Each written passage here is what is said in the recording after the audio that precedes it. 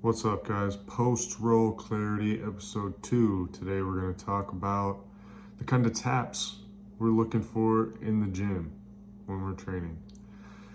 Now, this has a lot to do with being a good training partner, but it also has a lot to do with technique and the control that we're looking for in our rolls. So, the kind of taps that we're looking for, that I'm looking for, maybe this isn't you, maybe you've never thought about this, but when we're thinking about control, when you're ripping a sub and you're getting the panic tap, sure, I can understand that that's one way of getting the tap. And sometimes if you're with someone, you guys have you go to war during your rounds, that might be something that happens.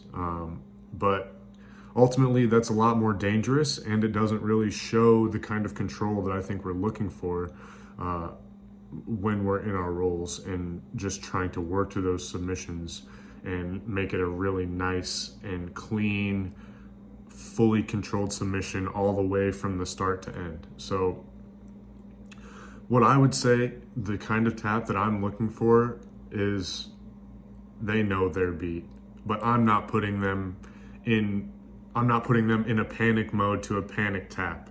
Like, I have established control, give through a trilemma, however you are set up in your sub, like whatever your favorite position is.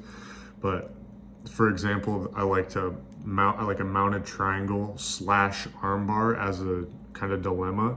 And I know that once I get one or the other, I control it.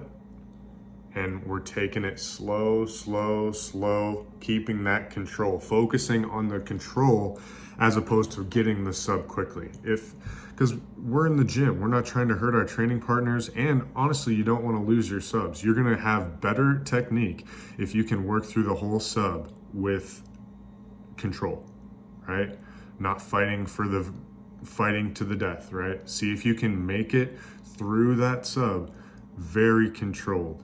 Like when I get the arm, like I'll have the arm. Some people will tap right there, even if it's not tight. Not a bad idea. Honestly, pretty smart. Because there are some people that will rip it. Like, say you got your hands together and you're fighting them breaking your grip for an arm bar. Some people will tap as soon as the grip gets broken, because basically at that point, depending on your level of training partner, but if they're a lot better than you, odds are they're going to be able to finish it. But the way I like to work that is, once you get that arm, you are taking it slowly to where at no point is the person feeling panicked that you're doing the arm bar too. Like, I'm leaning, I'm taking it, slightly more pressure, and then you just get the easy tap. Like, yes, they're not panicking, they've been beat, they're not freaking out trying to get out because you have established control. So, moral of the story is, I think you should be looking for those taps that are, yep, got me.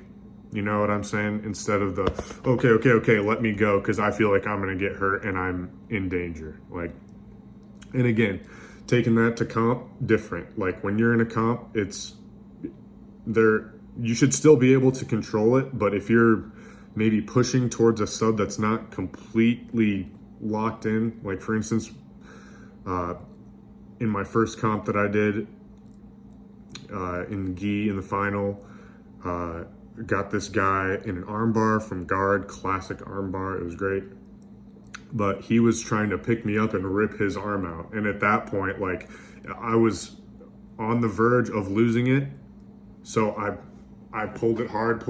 I heard something in his arm made a little bit of noise. And I felt terrible about it, but that's kind of the nature of competition. Once he tapped and it was over, I was like, dude, you good? And he was like, yeah, all good. Like, he was a great sport about it.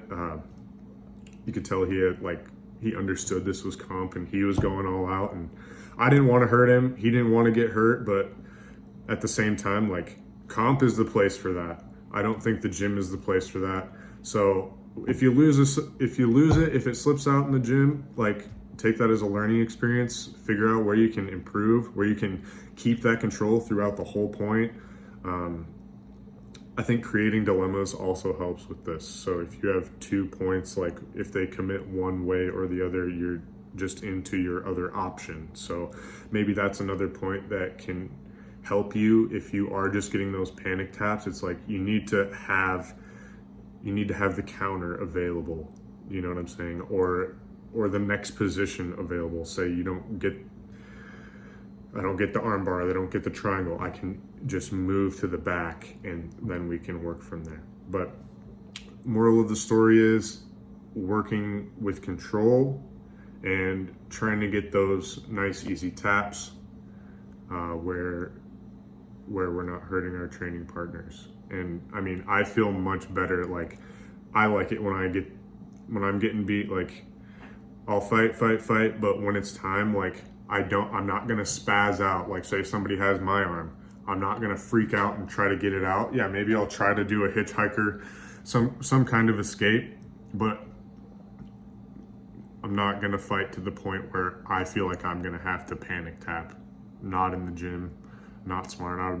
I'd rather train tomorrow than get out of one arm bar in the gym that literally means nothing. So that's all for today. Stay in control and get those subs.